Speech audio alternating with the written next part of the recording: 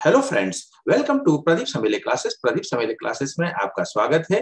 तो इस सीरीज में मैं सामान्य विज्ञान यानी जनरल साइंस के कुछ क्वेश्चंस कराने वाला हूं। तो इस सीरीज का फर्स्ट पार्ट पेश है आपके सामने। तो ये स्टार्ट करते हैं अपन क्वेश्चन नंबर 1। क्वेश्चन नंबर 1 क्या है? मनुष्य के कानों में कितनी हड्डियां होती हैं? तो यहाँ पे ध्यान दीजिए, कानों में यानी इसका मतलब उसने दो कानों में पूछा है। कितने? दो कानों में पूछा है। और दो कानों में कितनी हड्डियां होती हैं? तो आपको जैसे पता होगा कि एक कान में हड्डी होती है कितनी? 3। एक कान में 3 हड्डियां होती हैं, तो दो कान में कितनी हो जाएंगी? 6 हड्डियां हो जाएंगी। तो इसका सही जवाब होगा 6 हड्डियां। तो मनुष्य के दोनों कानों में 6 हड्डियां होती हैं, यानी एक कान में 3 होती है। और आइए अब जानते हैं कि ये 3 हड्डियां कौन कौन सी होती हैं, इनके नाम क्या है। तो इनका नाम पहली ये मेलियस, इनकस और स्टेपीज। मेलियस, इनकस और स्टेपीज, ये 3 हड्डियां होती हैं और इनमें से स्टेपीज सबसे छोटी हड्डी होती है। ठीक है, तो मनुष्य के कानों में कितनी हड्डियां होती हैं? सही जवाब है ऑप्शन ए, यानी 6 हड्डियां। चलिए चलते हैं दूसरे क्वेश्चन की तरफ। दूसरा क्वेश्चन क्या है? किस गैस से सड़े अंडे जैसी गंध आती है? तो सड़े अंडे जैसी गंध आती है H2S, यानी ऑप्शन ए। और H2S ये रासायनिक सूत्र है, किसका है? हाइड्रोजन सल्फाइड का। हाइड्रोजन सल्फाइड का रासायनिक सूत्र है H2S। तो इसका ऑप्शन ए करेक्ट आंसर होगा। किस गैस से सड़े अंडे जैसी गंध आती है? तो हाइड्रोजन सल्फाइड से सड़े अंडे जैसी गंध आती है। चलिए नेक्स्ट क्वेश्चन करते हैं। पानी के शुद्धिकरण की कौन सी पद्धति कीटाणुओं को नहीं मारती है? तो सबसे पहले तो हम ये जान लेते हैं कि कौन सी पद्धतियां कीटाणुओं को मारती हैं। तो देखिए, उबालने से कीटाणु मर जाते हैं। ठीक है, आसवन से भी कीटाणु मर जाते हैं और क्लोरीनीकरण से भी कीटाणु मर जाते हैं। यानी इसका सही जवाब क्या होगा? ऑप्शन बी होगा। पानी के शुद्धिकरण में कौन सी पद्धति कीटाणुओं को नहीं मारती है? तो छानने से कीटाणु नहीं मरते हैं, उबालने से मर जाते हैं, आसवन विधि द्वारा मर जाते हैं और क्लोरीनीकरण के द्वारा भी मर जाते हैं। तो इसका सही जवाब होगा ऑप्शन बी, यानी छानना। ठीक है, नेक्स्ट क्वेश्चन की तरफ बढ़ते हैं। निम्न में से किस में अधिक ताप है? तो ये पूछा है कि निम्न में से किस में अधिक ताप है। तो इन चारों में से, इन तीनों में से सबसे ज्यादा अधिक ताप होता है भाप में। स्टीम में सबसे ज्यादा ताप होता है। तो इसका सही आंसर होगा ऑप्शन सी, यानी भाप में सबसे अधिक ताप होता है। इन में से तीन में से बर्फ, उबलता पानी और भाप। तो उबलते पानी और भाप में अधिकतम तापमान किसका होता है? स्टीम का होता है, यानी भाप का होता है। चलिए नेक्स्ट क्वेश्चन की तरफ बढ़ते हैं। वह सर्वाधिक सुविधापूर्ण दूरी जिस पर कोई व्यक्ति सामान्य आंखों से पढ़ सकता है, तो फ्रेंड्स ये दूरी होती है 25 सेंटीमीटर, यानी ऑप्शन ए इसका करेक्ट आंसर होगा। अब नेक्स्ट क्वेश्चन करते हैं। तो नेक्स्ट क्वेश्चन है, निम्न में से कौन सा हाइड्रोजन का आइसोटोप है?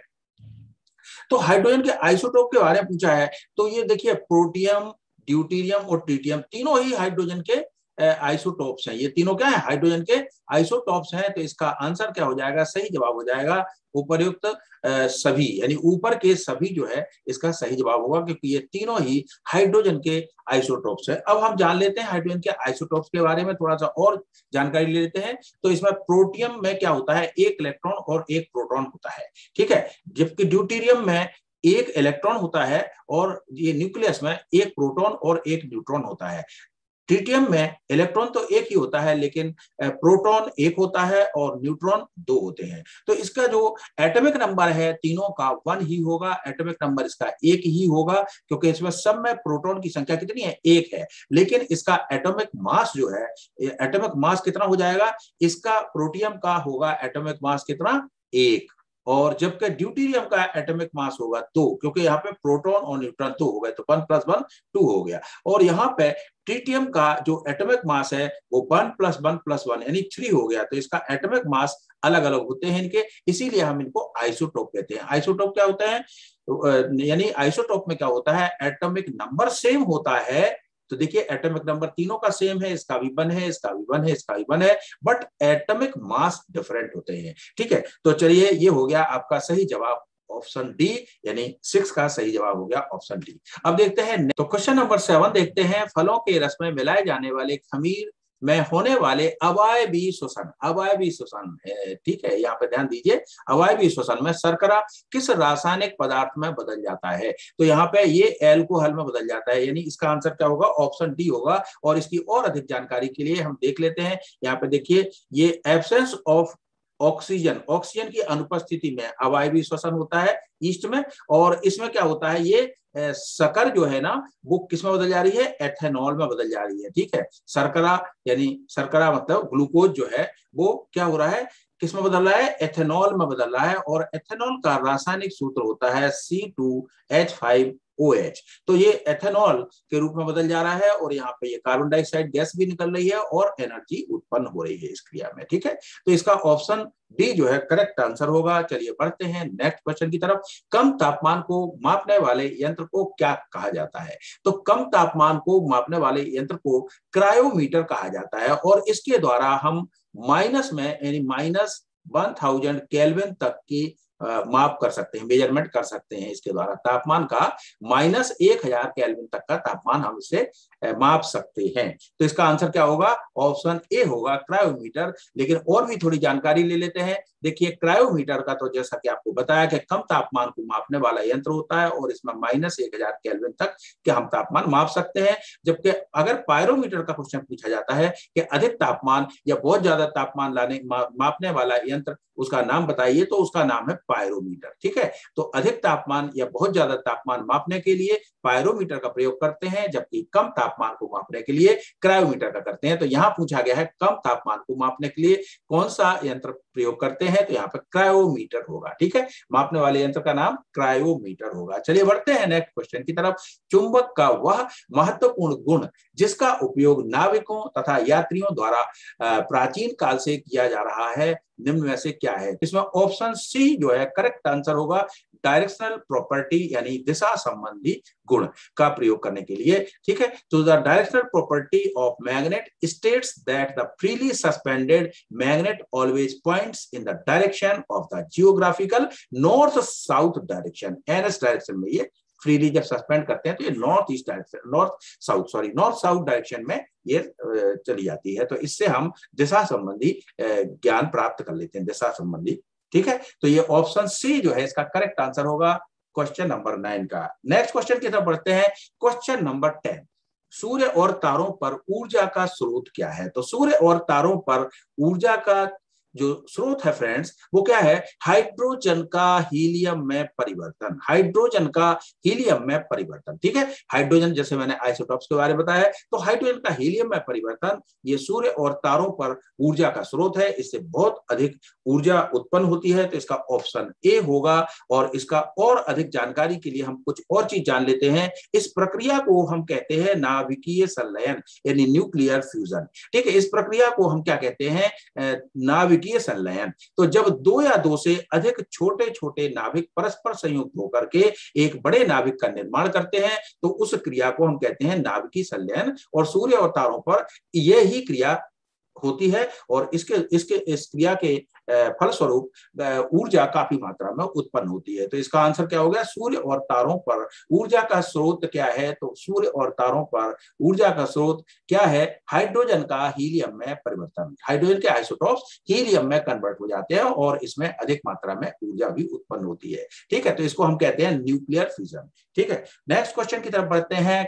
तो देखिए यहाँ पे दिवाली के दौरान पटाखे इमारत के बाहर जलाए जाते हैं, उनके जलने के थोड़ी देर बाद हमें ध्वनि सुनाई देती है, ऐसा इसलिए होता है। इस क्वेश्चन को ऐसे भी पूछा जा सकता है कि जब बिजली कड़कती है तो बिजली कड़कने की जो प्रकाश जो है वो हमें पहले दिखाई देता है और ध्वनि हमें उसमें बाद में सुनाई देती है। तो ये एक ही टाइप का क्वेश्चन है। तो इसमें क्या होता है, तो देखिए इसका सबसे लॉजिक इसका क्या है कि लाइट पहले हमें दिखाई देती है, उसके बाद ध्वनि सुनाई देती है, क्योंकि प्रकाश की जो गति है वो ध्वनि से बहुत ज्यादा है। तो इसका ऑप्शन बी जो है इसका करेक्ट आंसर होगा, प्रकाश ध्वनि से तेज यात्रा करता है। प्रकाश ध्वनि से तेज यात्रा करता है, यानी ऑप्शन बी जो है इसका करेक्ट आंसर होगा। अब हम जान लेते हैं कि प्रकाश की गति कितनी होती है और ध्वनि की चाल कितनी होती है। तो प्रकाश की जो चाल है वो होती है 3 × 10⁸ मीटर प्रति सेकंड, 3 × 10⁸ मीटर प्रति सेकंड। जबकि ध्वनि की जो चाल है वो 0 डिग्री पर होती है 331.5 मीटर प्रति सेकंड। और इसकी जो रूम टेम्परेचर है, रूम टेम्परेचर पे इसकी ध्वनि की चाल होती है 343 मीटर प्रति सेकंड। तो ये चाल जो है ध्वनि की वो प्रकाश की चाल जो है बहुत ज्यादा है, प्रकाश की चाल ध्वनि की चाल से बहुत ज्यादा है, इसलिए प्रकाश हमें पहले दिखाई देता है, उसके बाद हमें उसकी ध्वनि सुनाई देती है। तो आई थिंक ये आपको क्लियर हो गया होगा। चलिए नेक्स्ट क्वेश्चन की तरफ बढ़ते हैं। विटामिन बी वन की कमी से कौन सी बीमारी होती है? तो विटामिन बी वन की कमी से बेरी नामक बीमारी होती है। तो आइए हम जान लेते हैं चारों बीमारियों के बारे में भी। वैसे इस क्वेश्चन का राइट आंसर है वो ऑप्शन डी होगा, यानी बेरी। लेकिन हम इनके बारे में जान लेते हैं कि रिकेट्स जो है विटामिन डी की कमी से होती है। रिकेट्स बीमारी क्या होती है? विटामिन डी की कमी से होती है, जबकि रतौंधी जो है विटामिन ए की कमी से होती है। और रक्त अल्पता जो बीमारी होती है, रक्त अल्पता, तो जैसा कि आप देख भी रहे हैं कि रक्त की कम मात्रा में होना, यानी खून या हीमोग्लोबिन की कमी से होता है।